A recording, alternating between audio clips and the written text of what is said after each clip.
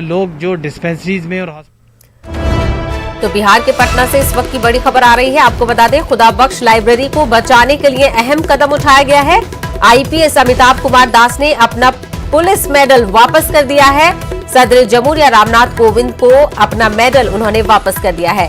तो खुदा बख्श लाइब्रेरी को बचाने के लिए अहम कदम उठाया गया है, जिसमें आईपीएस अमिताभ कुमार दास ने अपना पुलिस मेडल सदर जमहूरिया को वापस कर दिया है।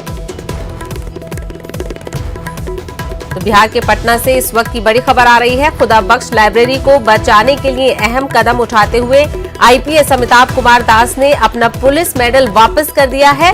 आईपीएस अमिताभ कुमार ने अपना ये पुलिस मेडल सदर जमहूरिया रामनाथ कोविंद को वापस कर दिया है। तो खुदा बख्श लाइब्रेरी को बचाने के लिए ये अहम कदम उठाया गया है आईपीएस अमिताभ कुमार दास की जानिब से।